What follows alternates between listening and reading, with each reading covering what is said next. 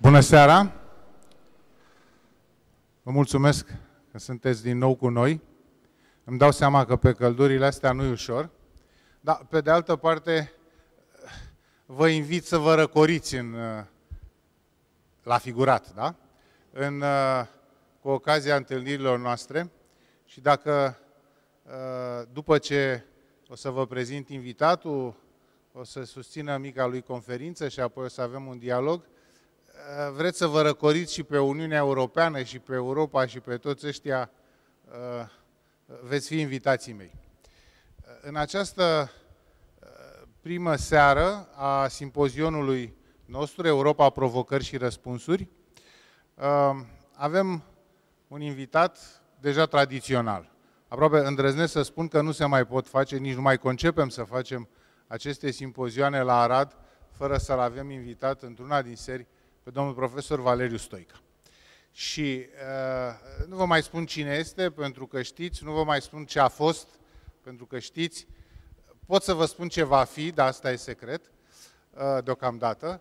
Și, dar ce vreau să vă spun este că prezența domnului Valeriu Stoica în acest simpozion este prezența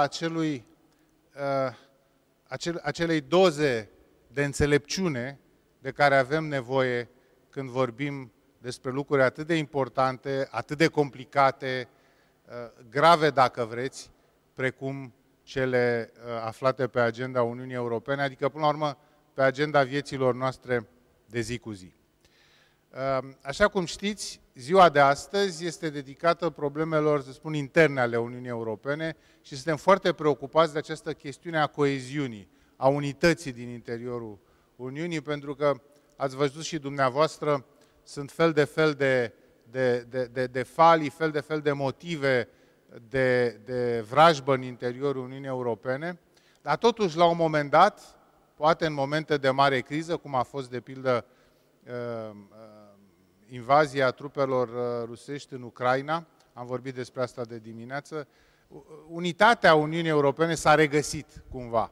Ai zice că de frică venim repede unii lângă alții, știi? Dar altfel când nu ne mai e frică sau ne e pur și simplu bine, parcă nu suntem atât de dispuși să conlucrăm. În fine, conferința pe care domnul profesor Valeriu Stoica o va susține astăzi se referă la unul din aceste motive care, în general, aduc mai degrabă dezbinare. E firesc ca Uniunea noastră Europeană să fie o Uniune democratică, prin urmare e firesc să existe partide politice, grupuri politice, familii politice, cum ni se spune, care e firesc să se confrunte, mai degrabă să nu se placă între ele decât să se placă, că acum am învățat și noi după 30 și ceva de ani de democrație că politica este mai degrabă confruntare și înfruntare decât cooperare. Și unul din motivele pentru care Uniunea noastră pare adesea scindată e tocmai ăsta. Există diferențe ideologice, există diferențe politice și recent am avut niște alegeri europarlamentare care pe mulți i-au bulversat prin oferta pe care au avut-o asupra care au avut să se pronunțe. Pe alții i-a plictisit, că alegerile europene în general sunt cam plictisitoare. În orice caz, noi le-am cuplat cu alea locale și au devenit odată ceva mai îmbujorate, dar asta nu înseamnă că acolo, la Bruxelles, unde ne-am trimis și noi parlamentarii și unde țările europene își trimit reprezentanții, nu continuă să existe acest tip de falii între familiile politice și, repet asta, fiecare dintre ele reprezentând un punct de vedere al unor cetățeni europeni. Ele de-aia coexistă într-un parlament, de-aia sunt toți acolo. Chiar dacă unii nu ne plac și mai ales unii nu ne plac deloc. Nu o să o mai lungesc. După ce domnul profesor Valeriu Stoica îți va susține conferința, o să încep o discuție cu domnia sa, după care foarte repede o să deschid discuția și către dumneavoastră și îl rog pe domnul profesor să ne ofere stropul de înțelepciune de care avem nevoie. Este a treia ediție a acestei conferințe despre problemele europene. Poate că e prea devreme să vorbim de o tradiție, dar despre începutul unei tradiții putem vorbi. Eu sunt bucuros să constat că cel puțin există o consecvență de 3 ani. Consecvența nu este prima calitate națională, dar aici, la Arad, apropiați mai mult de centrul Europei, se pare că această calitate e mai puternică. Pentru mine e cu atât mai plăcut să constat că această tradiție începe, pentru că în această sală foarte frumoasă, elegantă, monumentală, e plăcut să ne întâlnim.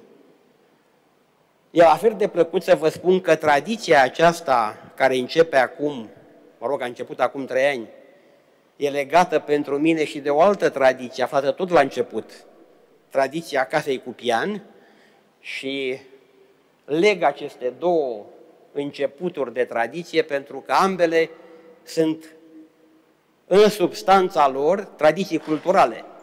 Da, întrucât nu despre Casa Cupian am fost chemat să vorbesc și despre anumite chestiuni europene, îngăduiți-mi mai întâi să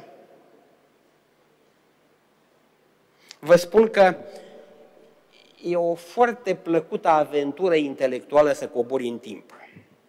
Cu cât cobor mai mult în timp, cu atât devine mai seducătoare aventura. Poți să cobori 2-3 decenii, câteva secole sau câteva milenii. Cu cât cobor mai mult în timp, descoperi cicluri istorice, ceea ce înseamnă că există și repetitivități. Nu de puține ori am auzit spunându-se că Uniunea Europeană trece astăzi deja într-o etapă de descompunere, de destrămare.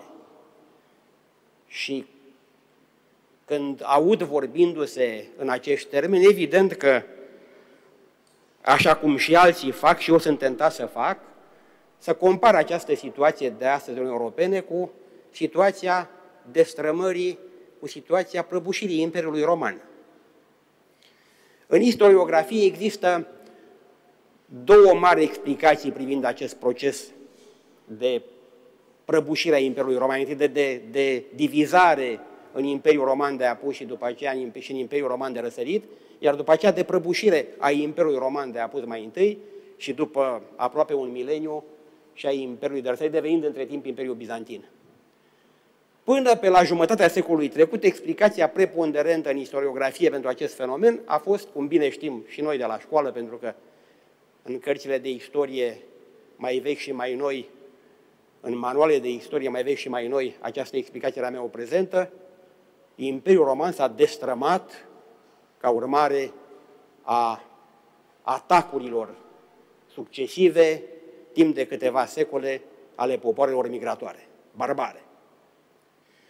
De pe la jumatea secolului trecut, istoriografia a început să schimbe explicația. Și tendința dominantă pentru recitirea istoriei prăbușirii Imperiului Roman este de a asocia acest proces istoric cu alianțele care s-au făcut în provinciile romane în acea vreme, între latifundiarii din provincii și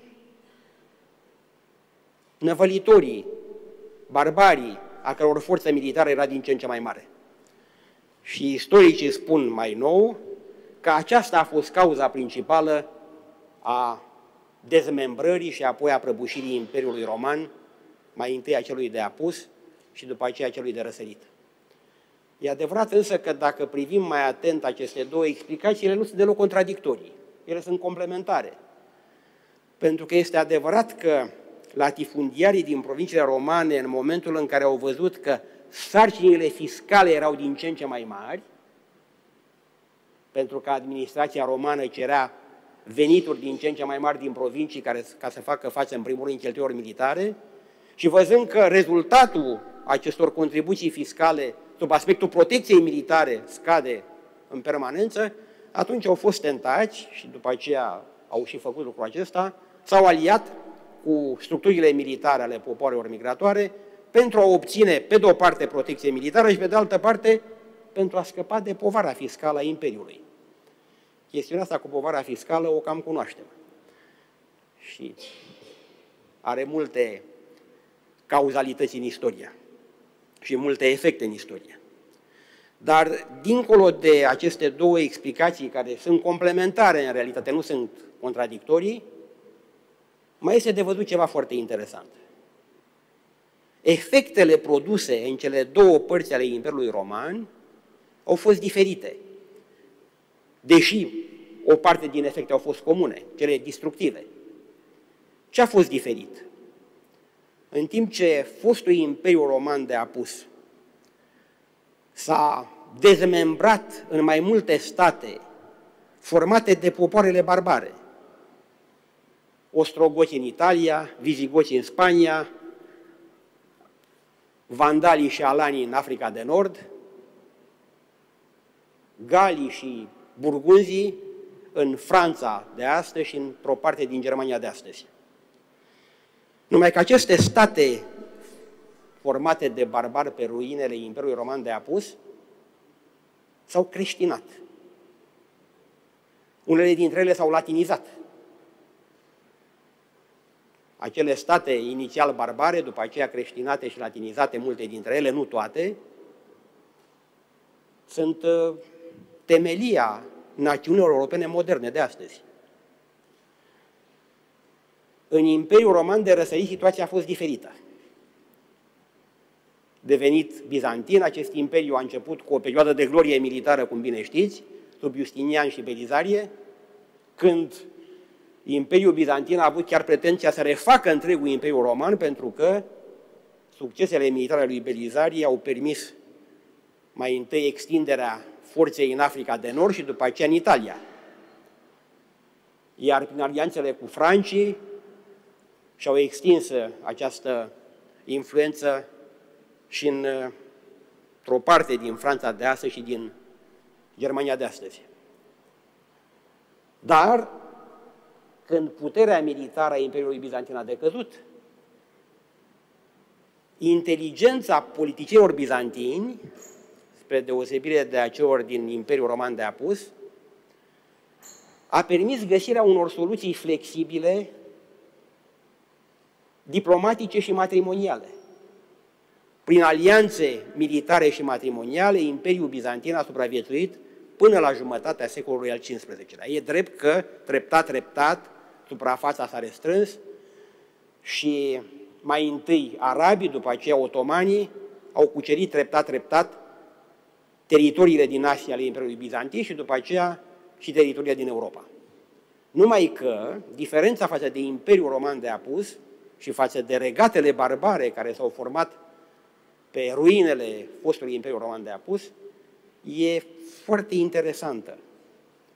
În timp ce barbarii care au format aceste state în Europa Occidentală nu aveau o religie alternativă, aveau mitologii compozite și, ca urmare, în momentul în care au intrat în contact cu creștinismul maturizat dogmatic și instituțional, treptat, aceste popoare barbare, cuceritoare militar, au fost cucerite religios și cultural. În partea de răsărit, în Imperiul Bizantin, lucrurile au stat parțial asemănător și parțial diferit. Asemănător pentru că în zona europeană popoarele barbare care au trecut Dunărea încet s-au creștinat, în schimb în Asia, arabii și după aceea otomanii, venind cu o religie alternativă puternică, islamul, nu au mai fost asimilați cultural. Cucerirea lor militară a fost în același timp și o cucerire religioasă și culturală, spirituală.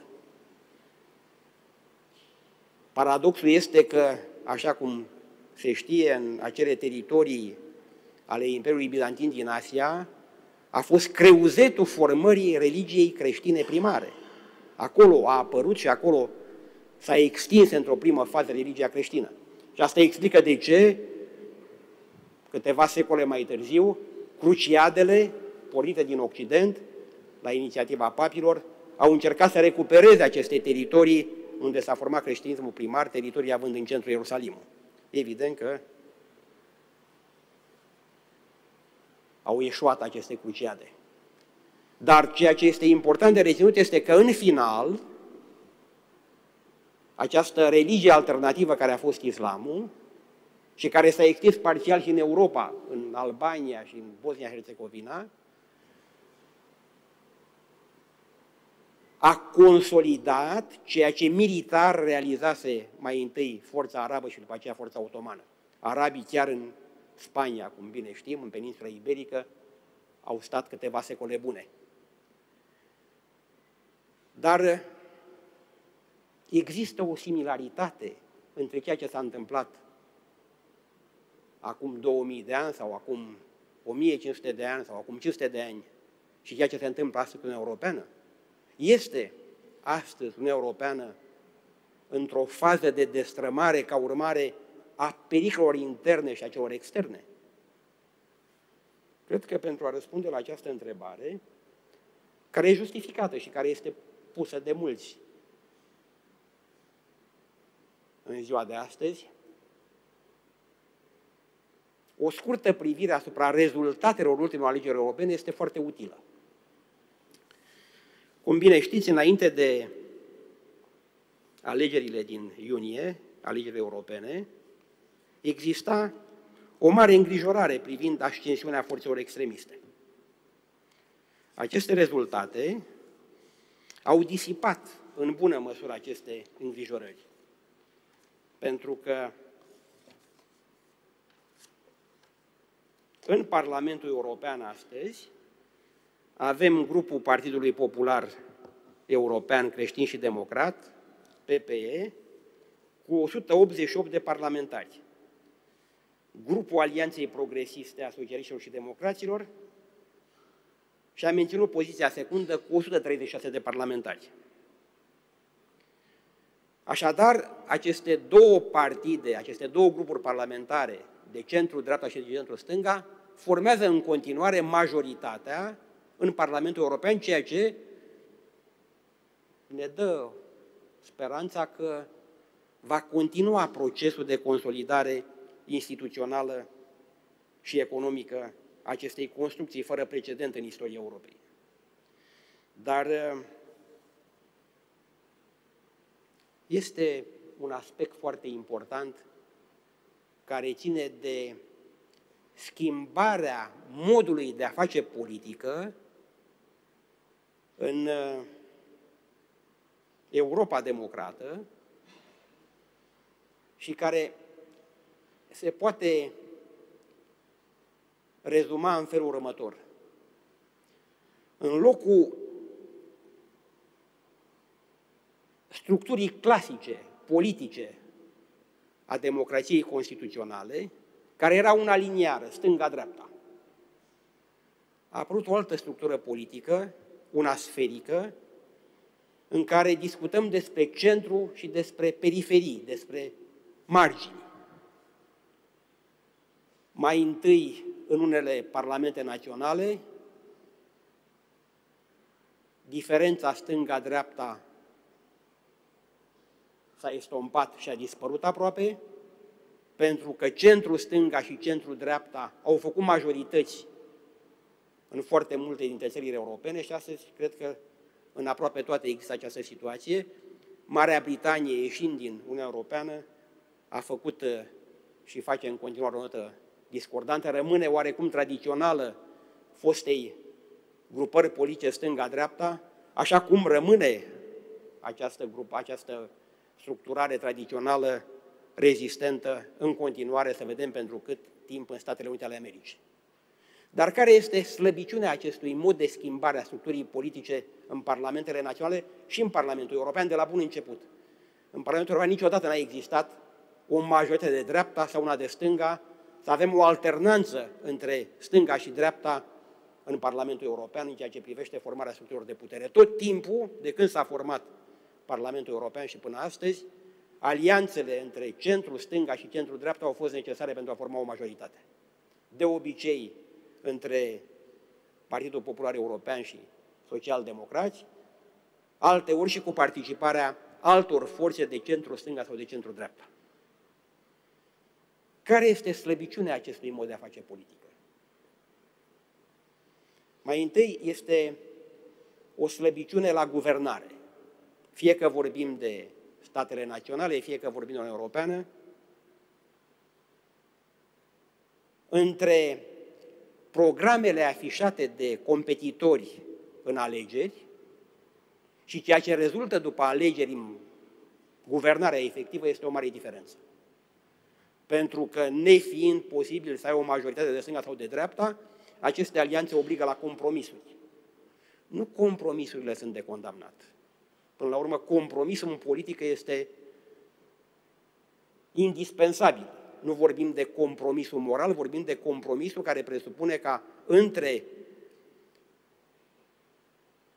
forțe politice diferite să existe puncte comune reciproc acceptabile. Dar acest mod de a funcționa pe bază de compromis permanent între forțe politice diferite încetinește procesul decizional pe de-o parte și pe de altă parte executarea deciziilor politice rare se dusă până la capăt. Pentru că, la un moment dat sau altul, cei care fac compromisul nu-l mai continuă sau se boicotează reciproc. Al doilea efect al acestui mod de restructurare a politicii în democrație este la nivelul electoral, la nivelul bazinelor electorale. Pentru că dacă se concentrează guvernarea pe centru, între alegeri, încet, încet se lasă spațiu liber și pentru extrema stângă și pentru extrema dreaptă. Iar rezultatul concentrării forțelor politice pe centru face ca în timp să crească foarte mult forța politică a extremei, extrema stângă și extrema dreaptă. Totuși, dacă ne uităm încă o dată la aceste alegeri europene recente, lucrurile n-ar fi chiar atât de îngrijorătoare. Pentru că, mai întâi să ne uităm ce se întâmplă pe centru-dreapta cumulată cu extrema stângă. Deci centru-dreapta și extrema dreaptă, cu extrema dreaptă, nu stângă, însumează 438 de parlamentari. Partidul Popular 188, Patrioții pentru Europa 84 de locuri, Conservatorii și Reformatorii Europeni 78 de locuri, Europa Națiunilor Suverane 25 de locuri. Deci, în total, 438 de locuri. În timp ce forțele de centru stânga și de extremă stângă ocupă mai puțin de jumătate, 201 de locuri. Social-democrații 136, Renew Europe 77, Verzii și Liberalii Europeni 53 și stânga extremă 46 de locuri. Mai sunt și 33 de parlamentari neafiliați, pe care i-am putea numi ciudații Europei, pentru că ei nu se pot califica pentru a intra în niciunul din grupurile parlamentare existente în Parlamentul European. Ceea ce este îmbucurător pentru noi, pentru români, este că în acest grup de 33 de ciudați nu avem decât 2. Germania are 10, Suedia, în mod surprinzător, are 7, noi suntem pe locul 7 în acest clasament al ciudaților, cu 2 locuri la egalitate cu Cehia. Sunt și 19 țări care n-au trimis niciun ciudat în Parlamentul European. Cât spune asta, este o chestiune de discutat. Dar ceea ce este important, cum discutam astăzi cu Sever la un moment dat, și ciudații trebuie să fie reprezentați, pentru că dacă nu sunt reprezentați, în afara Parlamentului știm că ciudații fac mai mult rău decât în Parlamente. Chiar dacă în Parlamentul European am văzut-o pe distinsa doamnă, al cărui nume nu îl pronunț, manifestându-se într-un mod care i-a atras după aceea, am văzut, foarte multă popularitate în România. Într-un anumit segment electoral, evident. Dar ceea ce mai rezultă de aici este că împreună partidele de centru-stânga și de centru-dreapta ocupă 532 de locuri. Iar extrema stângă și extrema dreaptă împreună ocupă 155 de locuri. Așadar, partidele moderate formează o majoritate foarte solidă în Parlamentul European. Este motivul pentru care spuneam că aceste alegeri hrănesc speranța că acest proces de consolidare a Uniunii Europene poate să continue. Dar această continuare depinde de asumarea unei viziuni de către această majoritate moderată din Parlamentul European. Iar această viziune trebuie să aibă două componente. O componentă privind coeziunea spirituală și culturală și altă componentă privind coeziunea economică și militară. Structura actuală a Parlamentului European ne dă speranța că asumarea unei asemenea viziuni este posibilă. Cât privește coeziunea spirituală și culturală, multă vreme ea a fost asigurată în Europa de creștinism. Nu mă refer la creștinătate, pentru că între creștini și creștinătate există o diferență. Creștinătatea este structura, nu numai dogmatică, ci și instituțională a Bisericii creștine, în principal a celei catolice, iar forța acestei structuri a dispărut în momentul în care s-a separat statul de biserică și mai ales în momentul în care treptat prin secularizare, populația Europei s-a îndepărtat de creștinism. Nu este însă mai puțin adevărat că există încă în Europa creștini, mai puțin în Occident, mai mulți în răsărit, și că, fără a spera la o resurecție a creștinismului în Europa, totuși această tradiție creștină poate să fie un temei al solidarității, al coeziunii spirituale în Europa. Dar dacă suntem lucizi, nu putem să nu recunoaștem că secularizarea a atins astăzi un punct în care nu creștinismul mai poate asigura această coeziune a Europei, cultural și spiritual. În schimb, ceea ce s-a realizat în istoria ideilor, timp de 2 milenii, prin contribuția iudeo-creștină mai întâi, apoi prin contribuția greco-romană, apoi prin contribuția curentelor modernității de la Renaștere și până astăzi. Ce s-a realizat în această istorie a ideilor poate fi și trebuie să fie temeiul pentru coeziunea spirituală și culturală a Europei. Pentru că toată această istorie a ideilor, cu asemenea rădăcini puternice, iudeo-creștină, greco-romane și în curentele modernității, această tradiție a afirmat libertatea, demnitatea și siguranța persoanei. Aceste valori pot să fie temei de coeziune pentru întreaga Europa în continuare. Evident însă că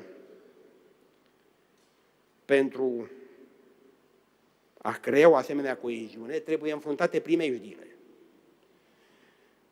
Noi privim secularizarea ca pe un fenomen normal. Descreștinarea Europei, fie că ne place, fie că nu ne place,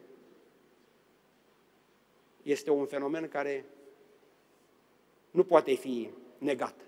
Iar cei care încearcă o resurecție a creștinismului cu forța, așa cum s-a întâmplat, de exemplu, în Italia lui Mussolini sau în Spania lui Franco, au eșuat.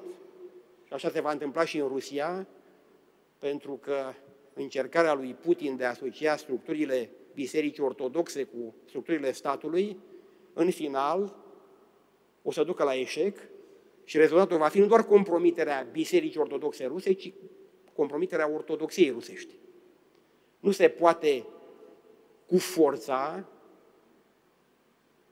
asigura o resurecție a creștinismului. În schimb, lucru care îngrijorează este altul.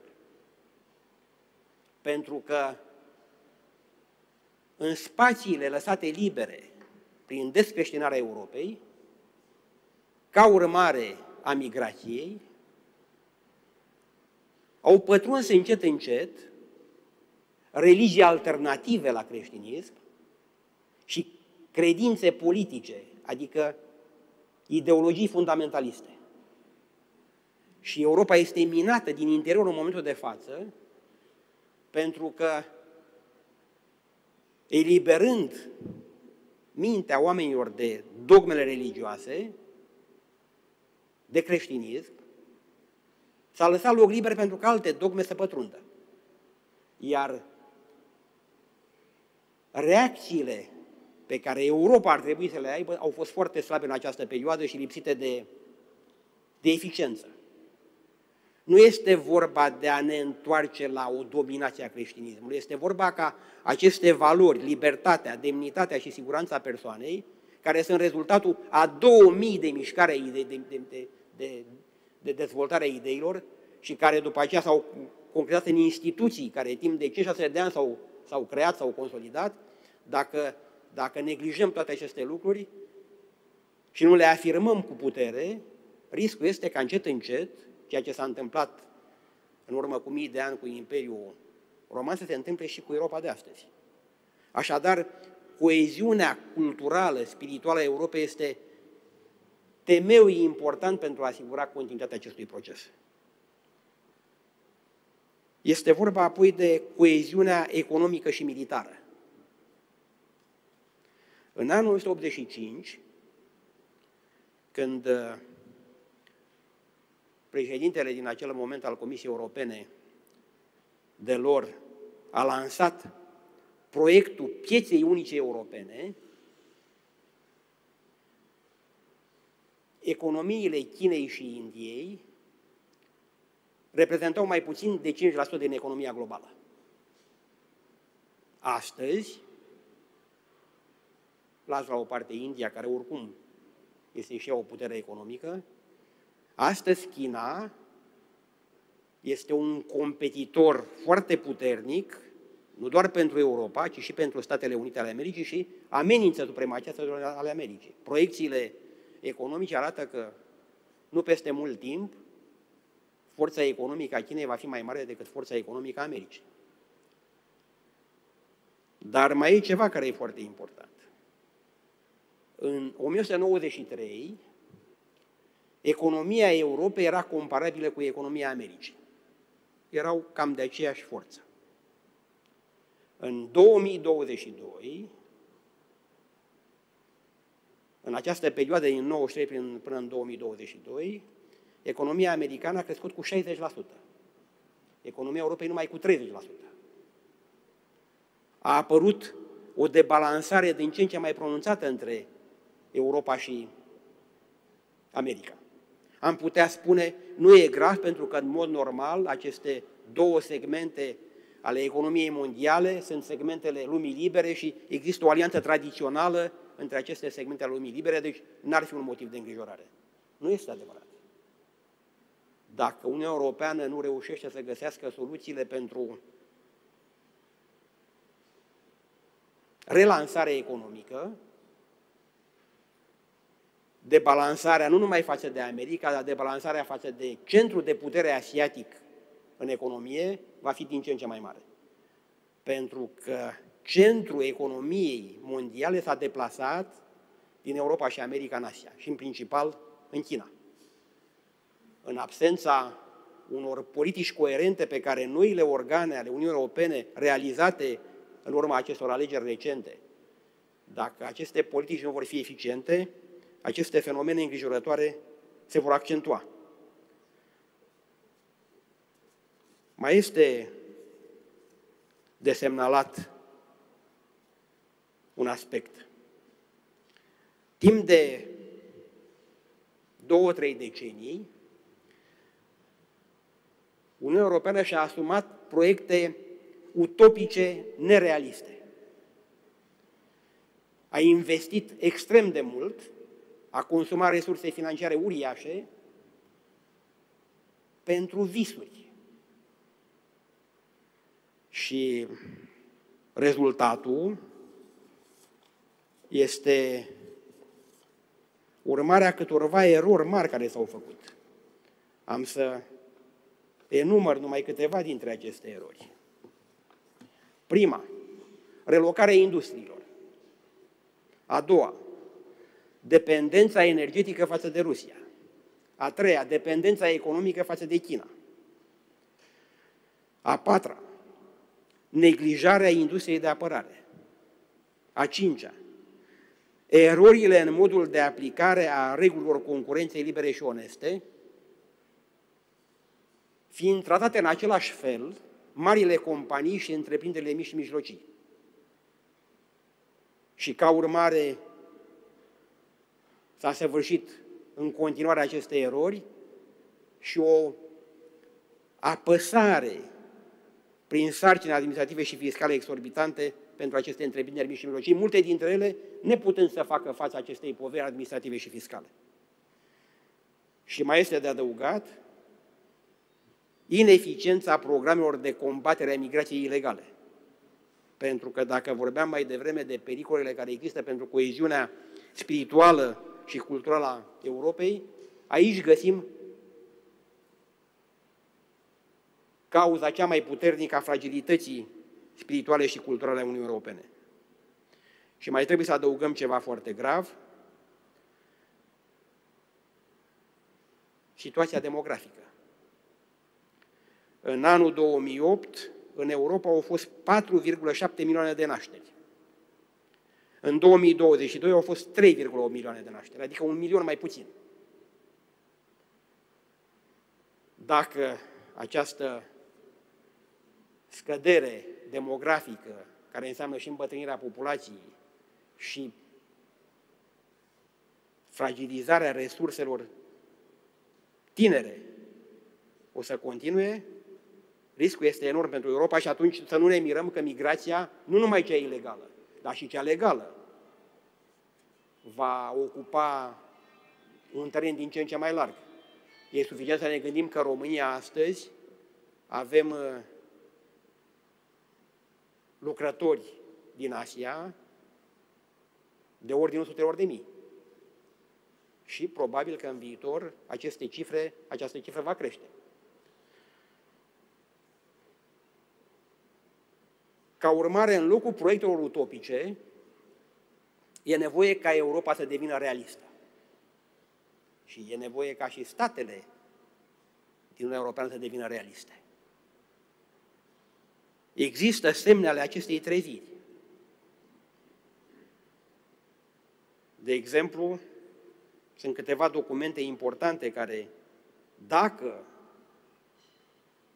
vor fi tratate în mod serios și dacă programele conținute acolo vor fi puse în aplicare, ar putea să redreseze situația în Europa. E vorba de declarația de la Versailles din martie 2022, declarația de la Granada din octombrie 2023, recenta strategie pentru securitate economică adoptată de Comisia Europeană și mai e un document foarte important, poate l-ați examinat unii dintre dumneavoastră. Enrico Letta a fost prim-ministru al Italiei și un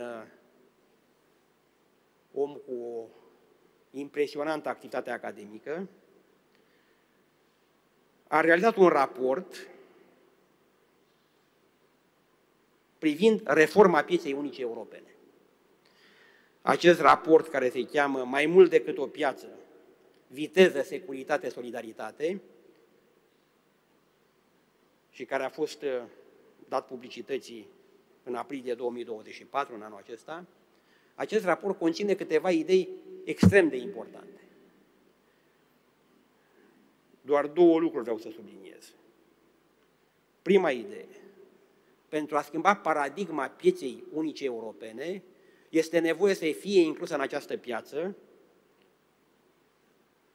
domenii foarte importante care până acum au fost lăsate aproape exclusiv la dispoziția statelor naționale.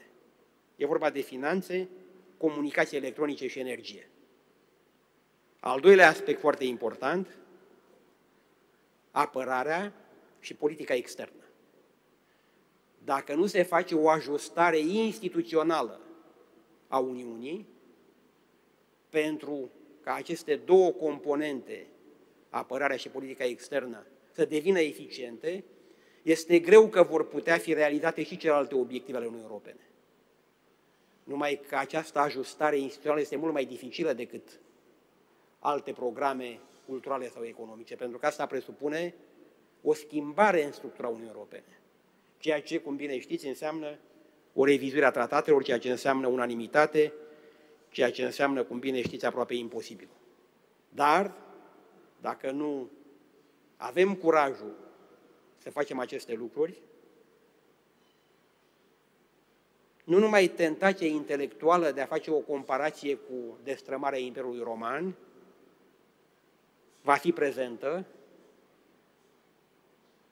pe lângă tentația intelectuală s-ar putea să vedem cum încet, încet, ceea ce s-a întâmplat în urmă cu mii de ani, se poate repeta și astăzi. Ceea ce ar fi surprinzător. De ce? Pentru că Imperiul Roman s-a prăbușit după sute de ani. În general, imperiile se prăbușesc după sute de ani. Ele cresc, se maturizează și după un timp încep să decadă și după aceea se prăbușesc. Dar asta durează sute de ani sau mii de ani. Uniunea Europeană e foarte tânără. Ca urmare, cred că această tinerețe ar trebui să fie un motiv de speranță pentru noi în măsura în care facem ceea ce trebuie. Și de asta închei cu ideea că aceste alegeri recente europene sunt un temei pentru speranța noastră. Numai dacă și Parlamentul European, și Consiliul, și Comisia Europeană asumă această viziune privind coeziunea spirituală și culturală și solidaritatea economică și militară a Europei. Vom trăi și vom vedea. Vă mulțumesc!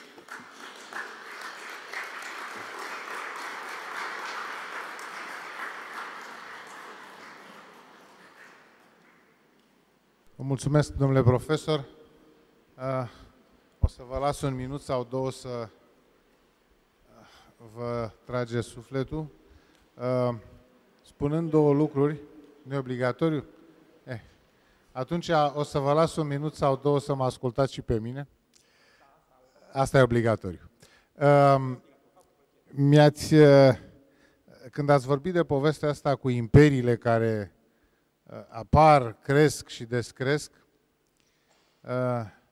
mi-am adus aminte că noi românii avem oarecare preemțiune în formularea acestui tip de scenariu. Astăzi toată lumea e convinsă că imperiile așa apar, cresc, descresc. E și un fel da, ni se pare că e un fel de lege naturală cu toate lucrurile apar, cresc, descresc, s-ar putea să nu fie așa. Dar, în fine, asta este forma noastră mentală, așa percepem realitatea. Și, da, mi-amintesc că Nicolae Iorga a spus, și eu cred că trebuie să-l credem, că omul ăsta știa multă carte, că primul istoriograf care a propus tipul ăsta de viziune în legătură cu un imperiu a fost Dimitrie Cantemir, care a scris o poveste de genul ăsta despre Imperiul Otoman. În cultura occidentală e validat ca prim scenarist, dacă vreți, pe această tripartiție a vieții Imperiului, Montesquieu, care a scris o istorie a Imperiului Roman exact în după același scenariu: apariție, creștere și descreștere, prăbușire, cum zicem astăzi.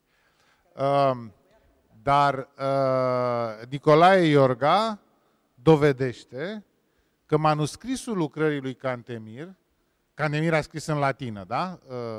În latinește a scris cartea lui despre Imperiul Otoman, că manuscrisul lucrării lui Cantemir a fost cunoscut lui Montesquieu, înainte de a scrie asta. Prin urmare,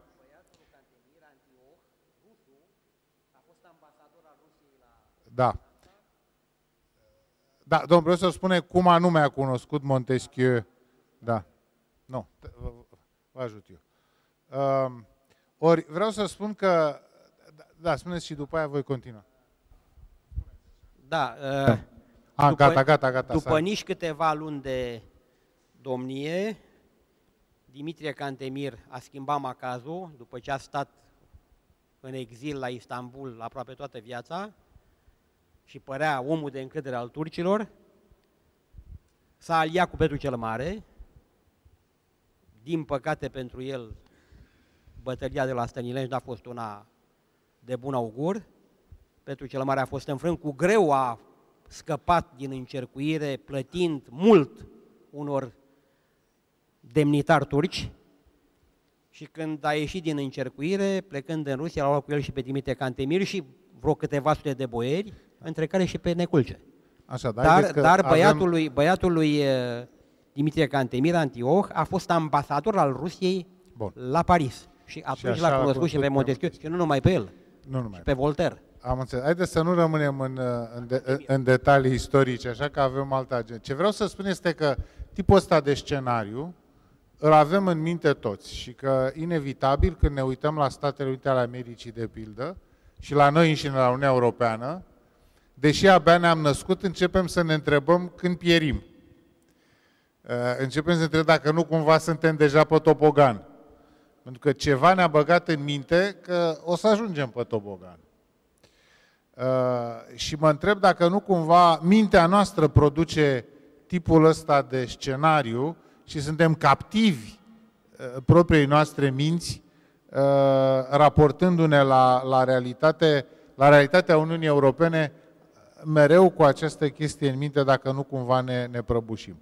Dar pe de altă parte, chestiunea asta a similarităților din istorie, cum știți, e foarte discutabilă.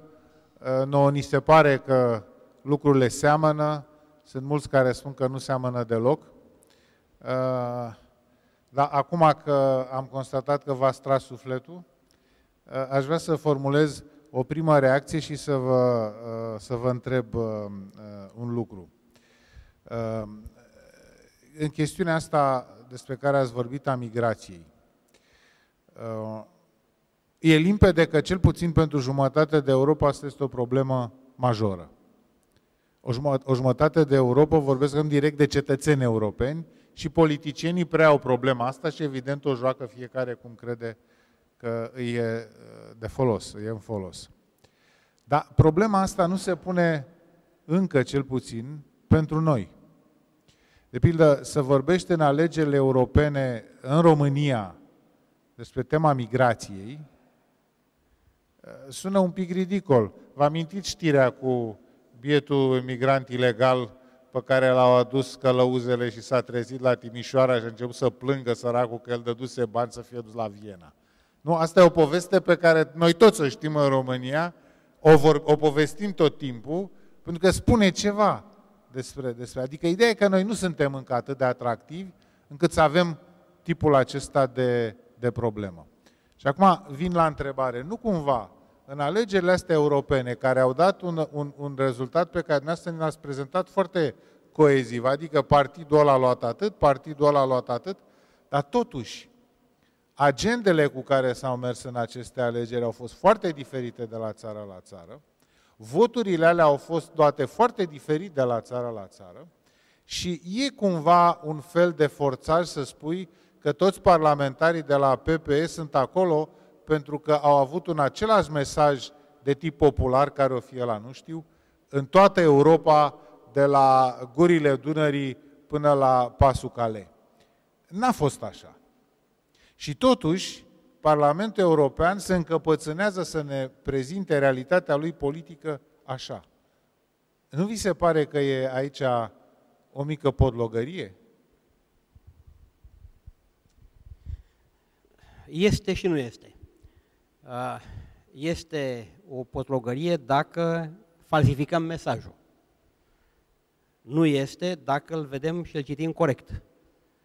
Pentru că orice democrație reprezentativă are și un element statistic. Și dacă neglijăm statistica, atunci putem să credem că a existat un mesaj uniform de la un cap la altul, de exemplu, pentru Partidul Popular European, indiferent de țara în care... Păi n-ar fi normal să fie așa? Nu, nu poate să fie așa. În general, când e vorba de democrație reprezentativă, este o rezultantă a unui paralelogram de forțe. Ca urmare există o extremă diversitate, ca în fizică, și din această diversitate rezultă la un moment dat ceva. Ce a rezultat? O structură a Parlamentului European în care Partidul Popular European ocupă cel mai important loc. Este rezultanta, nu suma, nu este vorba de mesaje unice, nu este vorba de o aglutinare a aceluiași tip de mesaj, din mesaje diferite, naționale, merg mai departe, regionale, județene, se construiește în final această rezultantă. Până la urmă, dacă există o virtute importantă a democrației reprezentative, este virtutea compromisului. Rezultanta este mai întâi urmarea sistemului electoral, dar după aceea este și urmarea negocierilor de după alegeri. Sunt două procese, unul care este statistic electoral, după care unul este de negociere. Ar fi o copilărie să vorbim de identitate de mesaj de la un capăt până la altul. În nicio campanie electorală nu există o asemenea de mesaj. Haideți să ne uităm la alegeri naționale, da? La Arad se vorbește la fel ca la Slobozia? Mă îndoiesc. Nu, la alegeri locale nu, dar la alegerile naționale, da. Chiar și la cele naționale. Păi urmăriți pe candidații la Parlament. Bun, am înțeles. Da. Bun, tipul ăla de diferență e de natură politică. Diferențierea este extremă. Pentru că politica se personalizează local. De asta și ce spuneai mai devreme era adevărat, că similaritățile sunt întotdeauna relative și dacă suntem tentați, pentru că intelectual e tentant, să construiești similarități la nivelul unor cicluri istorice, nu înseamnă că istoria se repetă. Eu n-am spus că istoria se repetă, am pus un semn de întrebare. Istoria nu se repetă niciodată. De fapt, nu se repetă niciodată istoria. Deschid discuția, dacă aveți întrebări. Da, domnul primar, vă rog. Tocmai că am adus vorba de alegeri, vă rog. Am adus vorba de alegeri, așa că, vă rog, abia acum am ajuns în Arad după locale, vă felicit pentru câștigarea alegerilor locale. Eu mulțumesc arădenilor, în primul rând. Am văzut comparația demografică și mi-aș permite să subliniez 4700 față de 3800, dacă am reținut bine, că ar mai fi de verificat între cele 3800 de acum cât sunt necreștini, ca să nu folosesc alt termen. Comparația cu imperiile care, așa cum ați spus, evoluează, se maturizează și apoi se epuizează, spun eu, doar că nu cred că niciun imperiu s-a creat de bunăvoie, că s-au pus împreună toți cei de acolo și nici pe un principiu de unitate în diversitate, ci dimpotrivă. A fost o uniformizare și de obicei s-a făcut o aliniere. Și vreau să revin acum la întrebarea pentru care am venit aici. Statistic ne-ați spus că în 83 economia Europei era similară cu cea a Americii, în timp ce creșterea Europei a fost 30% și cea americană 60%. Statistic înseamnă că atunci conceptul Uniunii Europene, din punct de vedere economic, nu e bun. Pentru că exact în perioada asta să spunem că s-a consolidat Uniunea Europeană. Nu, dacă am și eu ceva de spus aici ca să îl încolțesc și eu pe domnul profesor din partea. Nu, aveți dreptate, dar mai e ceva. Noi ne uităm la economii, la producătoare de cifre și suntem impresionați de cifre. Dar gândiți-vă la standardul de viață. Standardul de viață în Europa, din toate punctele de vedere, este superior standardului de viață în America. Vorbesc evident de standardul de viață mediu, dacă vreți. Da? Ori, dacă Uniunea Europeană nu este atât de mare producătoare de, cum să spun, procente și salturi, dar e producătoare de nivel de viață înalt, atunci vă mulțumesc, o prefer pe asta. Și acum... Aștept să termine domnul primar și după aceea vă rog. Întrebarea era asta, dacă cifrele ne conduc spre faptul că înseamnă, pentru că dincolo de unitate în diversitate au fost celelalte principii, piață comună, libera circulație a mărfurilor, libera circulație a persoanei și totul având ca o rezultantă bunăstarea oamenilor, dar nu poate fi bunăstare fără o dezvoltare economică susținută. Dacă s-a înțeles cumva din ce am spus eu că acest proiect al Uniunii Europene n-a fost unul bun, subliniez cu tărie că a fost cel mai bun proiect european în toate timpurile. Am spus-o și aici la Arad, și acum un an și acum 2 ani. Această construcție instituțională este fără precedent în lume. Dar nu originalitatea este lucrul cel mai important. Eficiența ei este cea mai importantă, pentru că dacă ne gândim nu doar la economie, dacă ne gândim la pace, în primul rând, ceea ce a făcut Uniunea Europeană în ultimele 5 decenii este extraordinar. Las la o parte ce s-a întâmplat în fosta Iugoslavie și las la o parte ce se întâmplă acum, dar nu în Uniunea Europeană, ci... Spun, fosta Iugoslavie în Uniunea Europeană. Deci Uniunea Europeană a reușit să creeze o stabilitate extraordinară. Cât privește forța economică, ea se traduce în nivel de trai.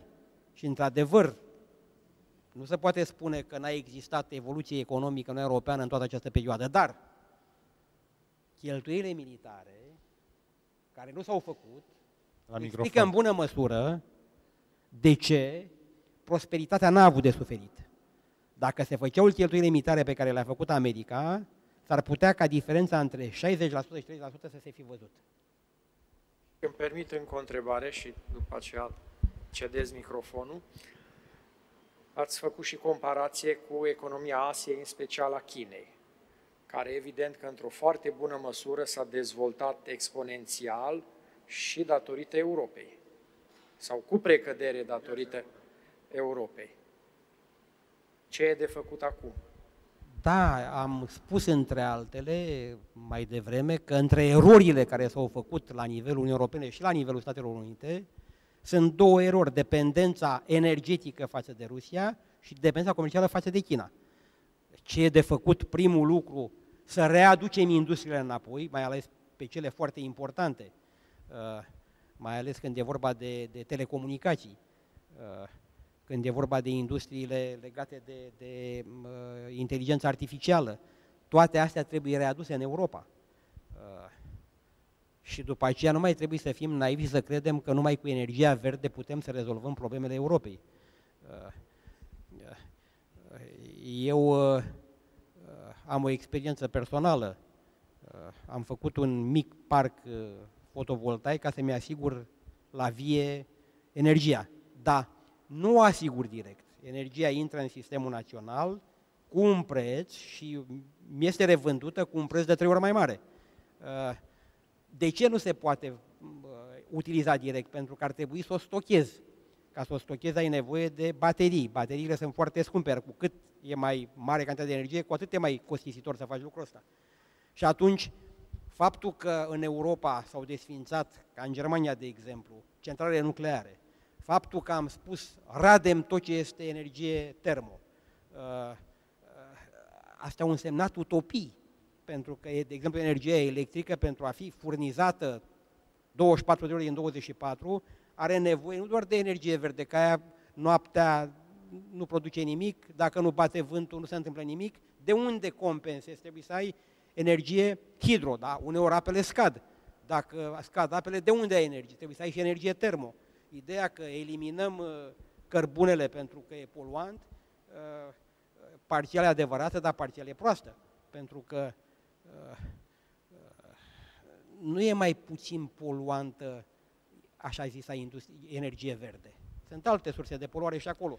De asta cred că realismul, pragmatismul, astea sunt cuvintele de ordine. Idealismul fără pragmatism și fără realism înseamnă, de fapt, dezastru. Da. Întrebări? Da, era promisă asta. Întrebarea mea era dacă nu care cumva acest Green Deal gândit de Uniunea Europeană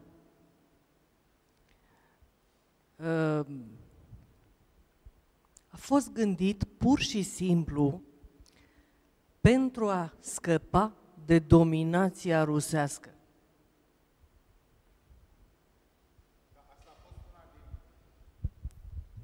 Asta a fost pentru cei care n-ați fost dimineața, asta a fost una din tezele susținute de Ioana. Astăzi de dimineață a spus că unul din motivele care a declanșat furia lui Putin și violența lui și invazia Ucrainei și așa mai departe, a fost momentul în care și-a dat seama că Uniunea Europeană se îndreaptă către un tip de strategie energetică care o face să renunțe la gazele rusești, gazele rusești fiind pârghia principală prin care Putin ținea sub control Europa. Și odată văzând că Europa are o altă opțiune, începe să deseneze o altă opțiune, începe să realizeze o altă opțiune, a trecut la forma războiului. Asta e o teză de dimineață și de aici vine și întrebarea. Vă rog. În urmă cu mai bine de 20 de ani, 25-26 de ani, exact când a fost numit Putin prim-ministru în Rusia, de către Boris Elțin, am făcut o vizită la invitația ministrului de justiție din Rusia. Am fost la Moscova. Și pe vremea aia se discuta liber în Rusia. Mai liber decât astăzi.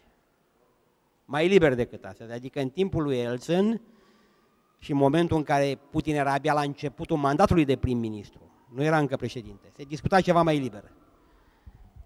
Și între ideile care au fost dezbătute în întâlnirile pe care le-am avut a fost și următoarea. Ce trebuie să facă Rusia pentru a asigura prosperitatea rușilor? Să creeze industrii care să folosească inteligența oamenilor sau să folosească resursele naturale. Și ei spuneau că Putin are o marotă, succesul Rusiei depinde de resursele naturale și deci pe asta trebuie să se bazeze întreaga politica Rusiei. Erau oameni însă care pe vremea aia gândeau și spuneau că asta este o prostie. Pentru că în realitate, fără valoare adăugată, resursele naturale s-ar putea să nu însemne mare lucru. Acum există și o altă idee pe care am tot auzit-o de atunci și până astăzi, o idee care sună cam așa. Tocmai din cauza faptului că Rusia nu și-a creat o industrie bazată pe valoare adăugată, nu e o mare putere. Și ca urmare, câtă vreme economia Rusiei este mai mică decât a Spaniei, sau nu știu ce comparații se mai fac, Rusia nu reprezintă un pericol. S-a ignorat faptul că acele resurse naturale, multă vreme, fără să însemne putere industrială, au însemnat acumulare financiară serioasă care a permis Rusiei să facă industrie militară. Nu industrie în folosul rușilor, ci industrie pentru a-și păstra forța, pentru a-și recuceri, de fapt, că și-o pierduseră, pentru a-și recuceri forța militară. Poate că e mai mică decât economia Spaniei, economia Rusiei. Dar forța militară a Rusiei s-a văzut că, din păcate pentru Europa, este foarte mare astăzi. Așadar, nu va rezista mult Rusia pentru că nu are industrie bazată pe valoare adăugată. Ideea că resursele naturale sunt suficiente, așa cum credeți și dumneavoastră și cred și eu, s-a dovedit și se va dovedi falimentară în final. Numai că, din punct de vedere geopolitic, chestiunea asta a creat un rezultat foarte periculos. Apropierea Rusiei de China, subordonarea Rusiei față de China și crearea unei axe China-Rusia, împreună cu cei din BRICS. Asta este marea primejdie. Și asta este marea prostie a lui Putin. Pentru că ce face el nu este să salveze Rusia, nu este să le dea Rusiei prestigiul pe care l-a avut odată. Transformă Rusia într-un satelit al Chinei, ceea ce este o mare greșeală și a Americii și a Europei, pentru că în loc să joace cartea politică pentru a stimula în Rusia o alianță cu Uniunea Europeană și cu NATO, au îndepărtat. E drept că Putin era greu de convins, poate, nu știu ce puteam să facem cu Putin. Da.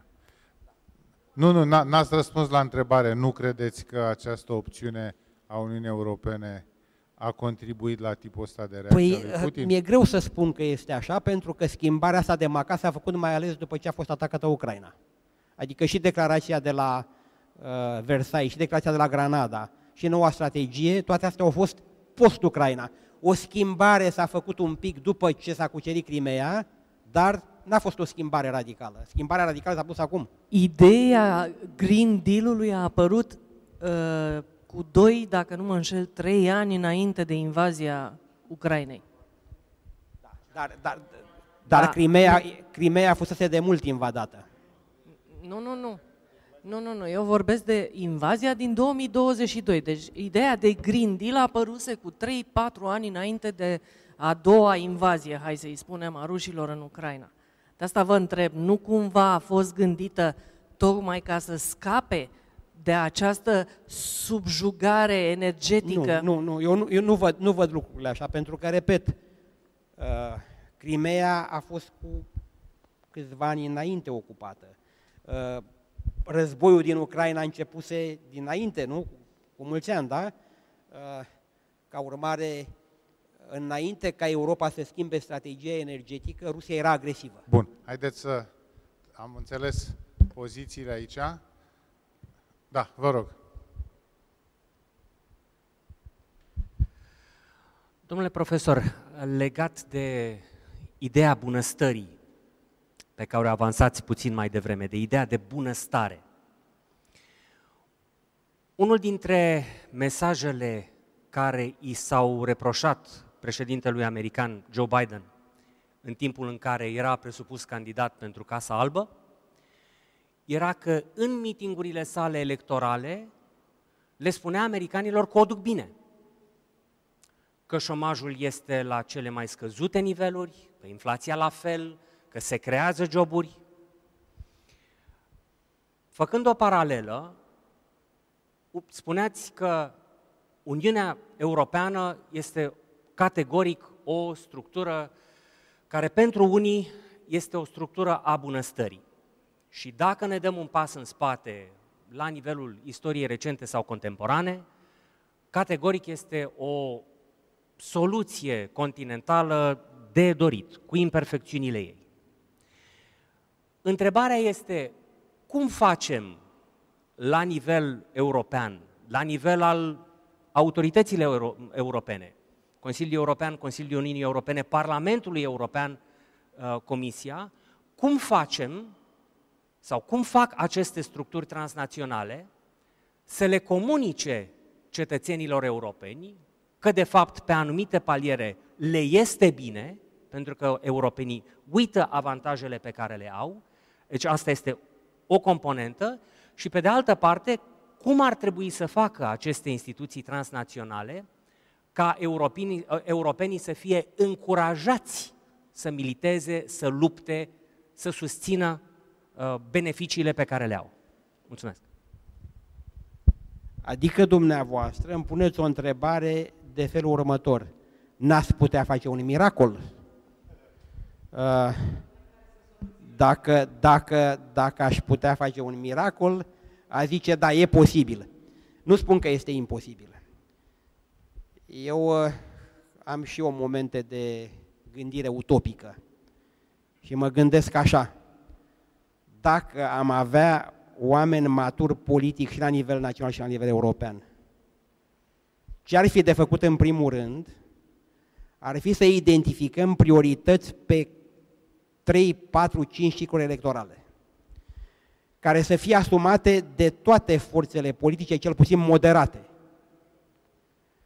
Și dacă după aceea competiția politică se poartă pe celelalte aspecte care nu intră în acest cerc de interese fundamentale pe termen mediu și lung, de 3, 4, 5 cicluri electorale, atunci jocul politic nu e periculos. A doua chestiune care trebuie făcută, poate la fel de utopică, este ca electoratul să fie solidarizat în jurul acestor proiecte pe termen mediu și lung. Să nu le conteste mereu. Extremiști vor fi întotdeauna, dar există un nucleu electoral care dă, de fapt, forța democrației, forța moderată a democrației.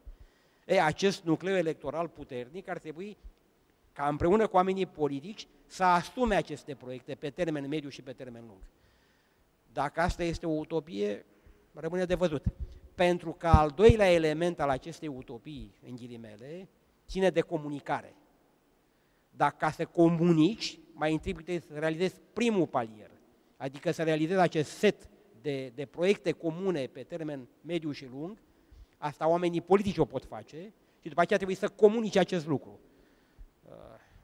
Dacă noi nu știm să comunicăm lucruri simple, mi-e greu să cred că vom comunica lucruri complicate. Care e lucru simplu? Lucrul simplu este, trăim astăzi mult mai bine decât trăiam în urmă cu 35 de ani.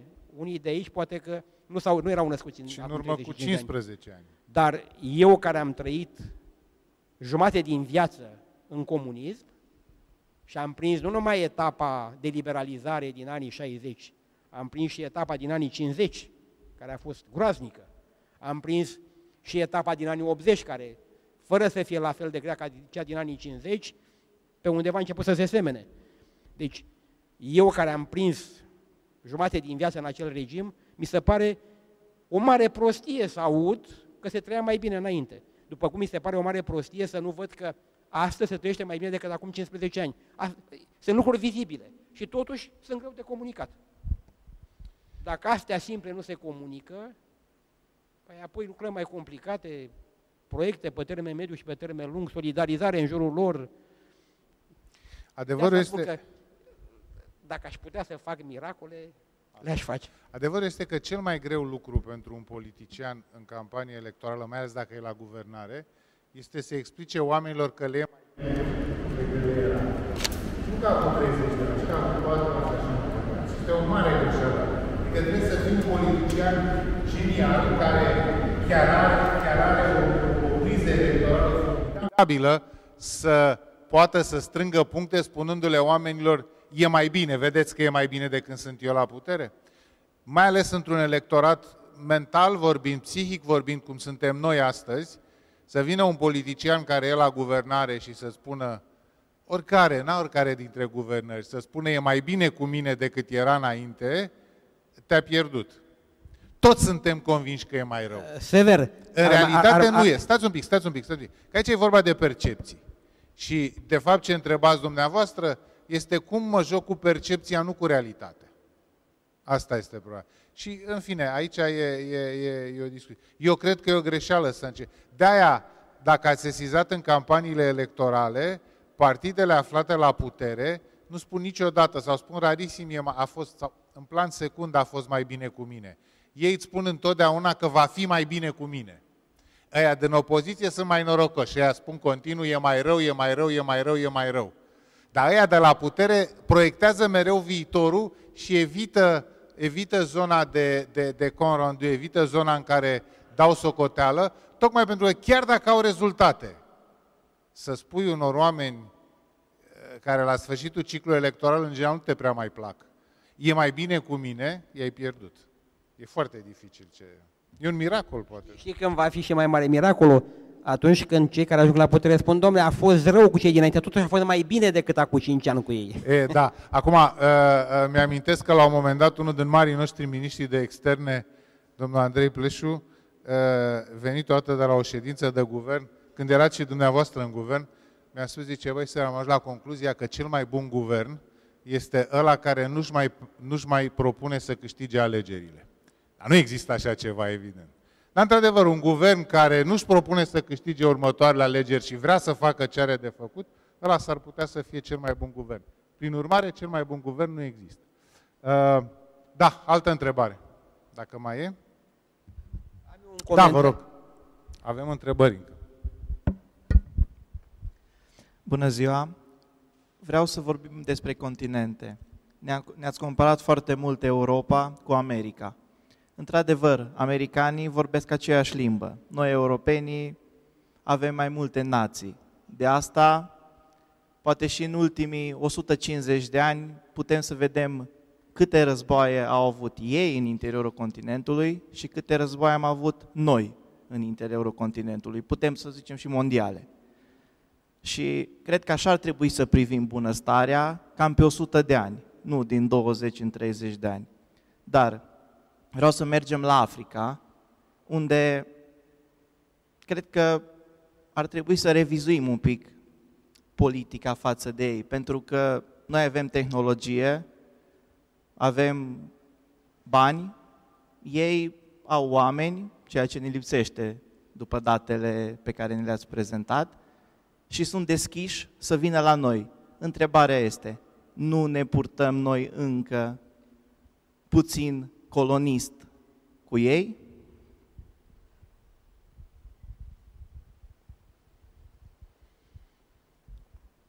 Mi-e greu să spun da. Mi-e greu și să spun nu. Până la urmă, răspunsul la întrebarea asta depinde foarte mult nu de ceea ce spunem, ci de ceea ce facem și de efectele a ceea ce facem. Și dacă mă gândesc la efecte, poate că aveți dreptate. Dacă mă gândesc la acele proiecte pe care ar trebui să ni le asumăm, poate că această percepție, că vorbea de percepții sever, n-ar mai exista. Mă întreb dacă e o percepție sau o realitate. S-ar putea să fie și una și alta. Dacă mai sunt întrebări, dacă nu, vreau să-i mulțumim domnului profesor Valeriu Stoica pentru